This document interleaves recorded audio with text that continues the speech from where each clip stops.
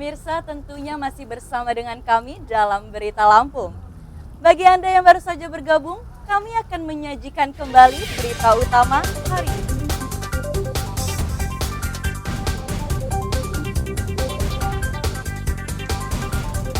Seorang juru tagih utang di Koperasi Simpan Pinjam Lampung Timur tewas ditembak orang tak dikenal.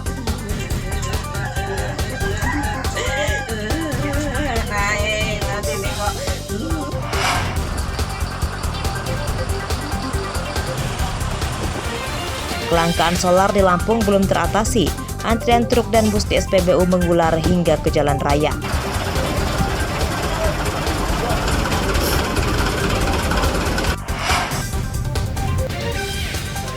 Kasus warga terpapar COVID-19 di Lampung kembali muncul.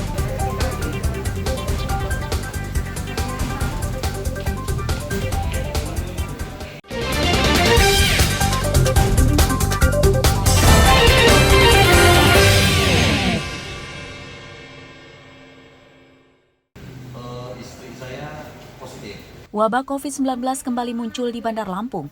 Dinas Kesehatan menyebutkan sedikitnya ada 7 warga yang dirawat karena didiagnosa terpapar COVID-19. Dari ketujuhnya, sekitar 3 orang masih menjalani perawatan di rumah sakit dan sisanya sudah dinyatakan sembuh. Masyarakat diimbau waspada karena wabah COVID-19 masih mengintai. Protokol kesehatan seperti memakai masker, menjaga jarak, hingga rutin mencuci tangan dengan sabun harus kembali diterapkan. Yang terkonfirmasi positif dirawat di Rumah Sakit Immanuel ada 4 orang, tetapi itu sudah ada yang sudah sembuh, ada yang masih dalam perawatan. Tapi insya Allah aman terkendali. Yang paling penting kalau memang merasa badan sehat, sakit, segera datang ke puskesmas atau pasien lainnya. Kalau ke puskesmas gratis, ini juga puskesmas di Kota Bandar Lampung. Untuk menekan penyebaran COVID-19, masyarakat diimbau berperilaku hidup bersih dan sehat, melengkapi dosis vaksin COVID-19 hingga mengurangi mobilitas yang tidak mendesak. Jeffrey Arifin melaporkan dari Bandar Lampung.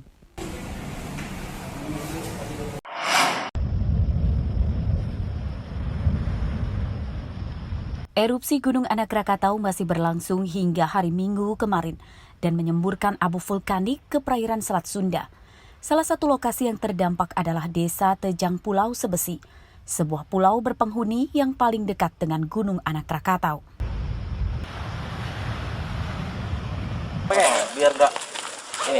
Selain mengganggu aktivitas warga, abu vulkanik Anak Rakatau juga menyebabkan sesak nafas dan mata perih.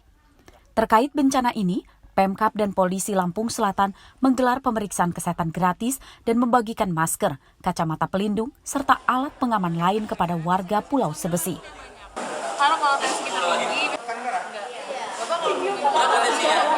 Memang sekarang ini masih ada sedikit-sedikit abu vulkanik itu yang memang setiap hari dirasakan oleh masyarakat sangat meresahkan. Karena kita aktivitas itu terganggu, Pak. Kami datang ke sini juga sekaligus memberikan bantuan sosial ya terkait masker dan juga beberapa kacamata yang kami sumbangkan untuk warga desa Pulau Sebesi ini, mengingat dalam beberapa hari terakhir ini terjadi erupsi Gunung Krakatau sehingga membuat debu-debu abu ini terkena angin di wilayah Sebesi.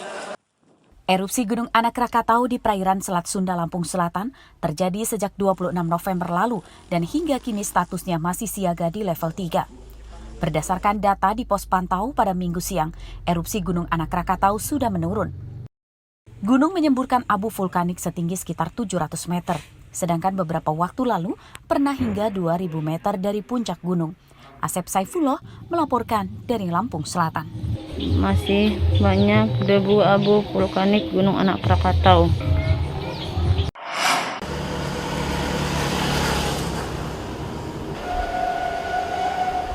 Pemandangan di udara kota Bandar Lampung terlihat semeraut. Ini karena banyaknya kabel yang dipasang bertumpuk tidak rapi, bahkan terkesan mengabaikan keselamatan bagi warga sekitar. Di antaranya terdapat di perumahan Geria Abdi Negara, Kecamatan Sukabumi. Banyak tiang dan kabel jaringan internet dan wifi yang dipasang asal. Banyak kabel yang tersangkut di pohon dan menjuntai rendah. Selain itu, beberapa tiang roboh tanpa sebab, namun beruntungnya tidak mengakibatkan warga celaka. Itu sepertinya bahaya sekali loh Pak, itu kabel berserak, nggak satu jalur. Terus tempo hari tiang-tiang itu roboh di situ. Itu kalau ngenain pas yang lewat kan bahaya. Apalagi kabel-kabel pendek, nanti kalau nyangkut mobil lewat, bahaya juga kan. Emang selama ini nggak ada yang benerin, Bu? Nggak ada tuh kayaknya. Masih yang lewat-lewat tuh, lebar-lebar kabelnya. Terkait hal ini, Kepala Dinas Perumahan dan Permukiman atau Disperkim Bandar Lampung, Yusnadi Ferianto mengatakan akan segera memberitahukan ke perusahaan yang melanggar aturan. Jika tetap tidak memperbaiki kabel yang semeraut tersebut, pihaknya akan memberi sanksi berupa penertiban dan penyitaan kabel. Yang ada rekomendasi itu harus berkoordinasi dengan wilayah setempat, lurah dan camat, ya kan? Untuk pemasangannya pun dia nanti diatur, gitu, supaya tidak mengganggu seperti kata Pak Sri tadi. Kalau sanksi tegas kita kan selain Iya itu, ya nggak ada lah masa mau ini. Ya, sanksi tegas itu kita stop, kita berhentikan. Saya udah pesan sama semua lurah dan camat, kalau nggak ada rekomendasi dari kota, dia harus dicabut, dihentikan. Kabel udara semeraut di Kota Bandar Lampung secara tidak langsung mengganggu aktivitas warga. Pemkot diminta membentuk tim Satgas untuk menertibkan dan memberikan sanksi tegas bagi perusahaan yang melanggar aturan jaringan utilitas. Arsadi Saputra melaporkan dari Bandar Lampung.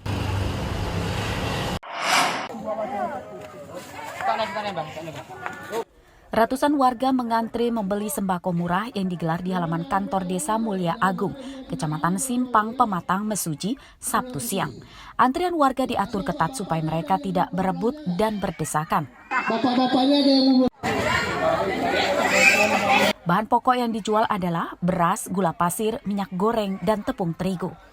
Di pasar murah ini, harga beras kualitas medium Rp11.000 per kilogram, harga gula pasir Rp15.000 dan minyak goreng Rp14.000 per kilogram. Harga tersebut rata-rata lebih murah Rp2.000 per kilogram dibanding di pasar. Belanja beras 4. Nah, terus apa lagi? Terigunya 3 kilo, minyaknya 4 kilo, gulanya 2 kilo. Dengan senang nggak? Senang. Kalau untuk gula sendiri berapa gula? Gulanya 15.000. Nah, apakah laka gula? Iya di sini. Dengan adanya pasar murah ini, Ibu senang ya? Ada semua barang-barangnya. Harapannya gimana? Harapannya semoga tahun depan lagi ada pasar murah di gula, minyak, sama Apakah gula langka, Bu ya? ya, gula mahal. Mahal, langka juga. Iya. Dengan ada pasar murah ini, Ibu merasa senang nggak sini? Senang lah. Oh, senang. Iya. Untuk apa itu? Untuk Natal apa untuk tahun baru ini? Atau tahun baru ini ya? Iya. Natalan. Harapannya gimana, Bu, harapannya? Ya, sering ada beras sembako kayak gini murah gini. Pasar murah ya?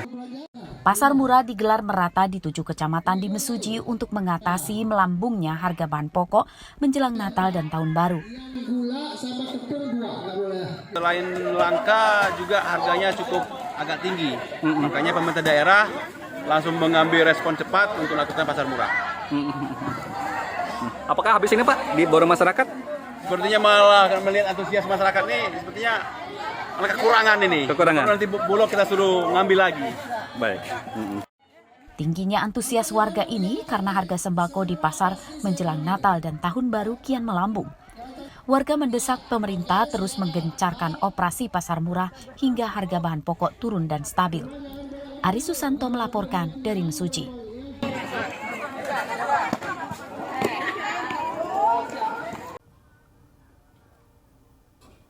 Pemirsa, informasi tadi sekaligus menutup perjumpaan kita pada pagi hari ini.